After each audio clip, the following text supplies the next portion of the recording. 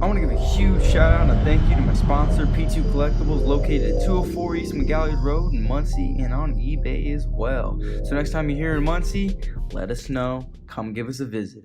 Hey, what is up, y'all? This is Alex from Plus3 TCG, and today I'm going to be talking about cards you may not know about in Cybernetic Horizon. Now, I like to run these segments, if you will. I think this is like my third or fourth time doing this, and I like to talk about cards that either I think are interesting, they're going to be potentially relevant, have cool interactions with the game, or I just think it's a cool card in general.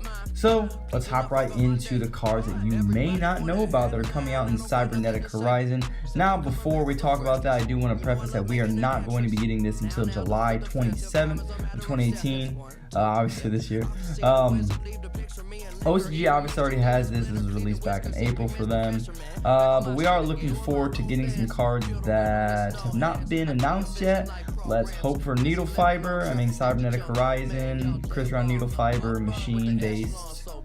I don't know. That's just wishful thinking as of now. But I'm going to be talking about 5 cards that you may not know are in Cybernetic Horizon. The first one is going to be Dealer's Choice. It's a normal trap card with the effect that reads, both players shuffle their decks, and if they do, they each draw 1 card, then each player discards 1 card. Now, I think this is going to have a cool interaction with the players, because if you're using it, it's likely you're trying to discard a card from your hand. So you have cards that you can afford to go to the grave, maybe like zombies, something like that.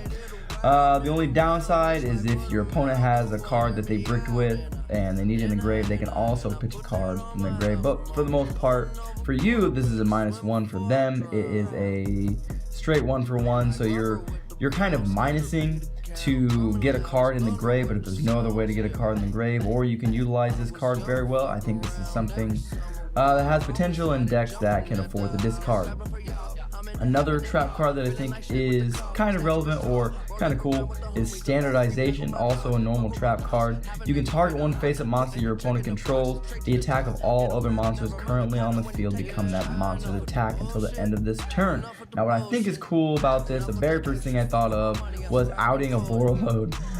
If everything is the same attack as a Borreload, then one of those monsters is going to be able to out a Borreload, and I think that's kind of a kind of interesting interaction that this card has with that card in specific.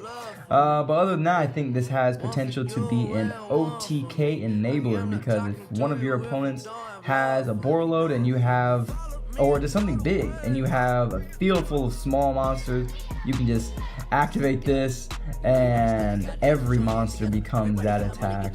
Or you just choose your opponent's biggest attack, get over that, and then try to go in for game. So it has some potential cool interactions.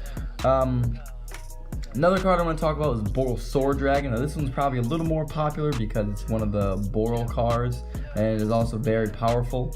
Boral Sword Dragon is a dark dragon. Link arrows pointing to the top left, bottom left, and the bottom, so it's got a lot of zones that it can open up. Is a 3000 attack Link 4 monster that takes 3+ effect monsters, similar to the other Boral monster, Borreload Dragon. Its effect is as follows: it cannot be destroyed by battle, which is pretty cool.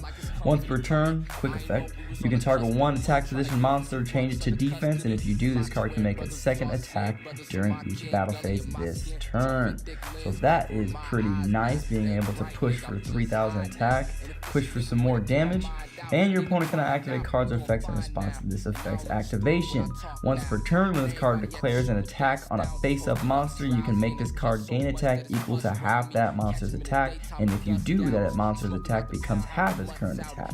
These changes last until the end of this turn, so it's just a card that you are allowed to kind of push for damage. Very aggressive card. I would argue even more aggressive than Borreload Dragon, because Borreload Dragon, while it can't be targeted, doesn't have as an aggressive attack boost as Boral Sword Dragon, while Borreload is just like lowering your opponent's stuff by 500. This thing is gaining quite a bit of attack to be able to do some damage. Speaking of Link monsters, though, moving on to the next one, we have Riplodicus. Very cool card. I just like it because it's a dinosaur, to be honest. And not only that, it is a generic Link monster. It's Earth Dino. Its Link arrows point to the top and bottom, and it only takes 2 monsters with an attack of 800. And it is a Link 2, so it's a generic Link 2 with a top and bottom arrows. More importantly, it accesses the bottom. So you can summon this in the extra deck and then have your bottom zone linked up, or not linked up, bottom zone opened up. And I guess if you wanted to play this in Dinos, you could. It doesn't really have a whole lot of use. Maybe back when Master Rule 3 was a thing, and you could have multiple extra deck monsters out in the field, mainly getting the VFD, so that you can change the stuff. Change the attributes or something like that. I guess this is kind of reminiscent of that, but nowhere near as powerful. But its effect reads as follows. You can activate one of these effects. You can only use this effect of Roboticus once per turn. Declare one monster type. All face-up monsters this card points to become that type until the end of this turn. Declare one attribute. All face-up monsters this card points to become that attribute until the end of the turn. So, I guess if you are needing everything to be a certain type of monster, this can potentially do it, or a certain attribute. This can also do it for you. So it's got that utility, but like I said, it's a generic Link 2 with a top and bottom arrow. So I think that's kind of relevant, or at least cool enough to mention. However, this card is really cool. Seer's Passbook. I don't know how I've never heard of this card. It's a normal spell. Banish 3 cards from the top of your deck, face down. So we got a little Desires action going again. During your third standby phase after this card's activation, add those 3 banished cards to your hand. So, great card if you can get to your third standby phase after this card's activation. So essentially it takes 4 turns. So on the 4th turn, essentially the 4th turn, you will be able to add those 3 banished cards back to your hand. Now I think it is very relevant to mention that if you can somehow get 3 Omegas, get these back into the grave, if they're that relevant in the grave, that's another way that this could be a potential helpful card. But I think for decks that really like to grind, like let's say like Weather Painters, this could potentially be a card for them, because then they can just add 3 of the banished cards back to their hand.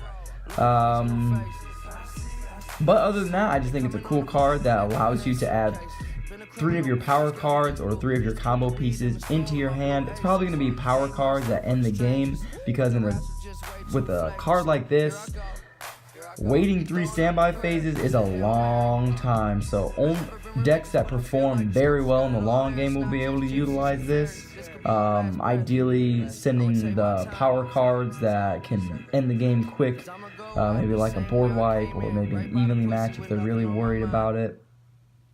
But I think this is what that card is going to be used for, and I think it's going to see some play in the grindier decks. I don't know what y'all think about this list. Maybe there's some cards that I missed in Cybernetic Horizon. Honestly though, I looked through a lot of the I looked through every single card, and for the most part, if we didn't know about Palladians or Paladins or whatever they're called, there's not much in Cybernetic Horizon besides the Cyber Dragon stuff that's really that relevant.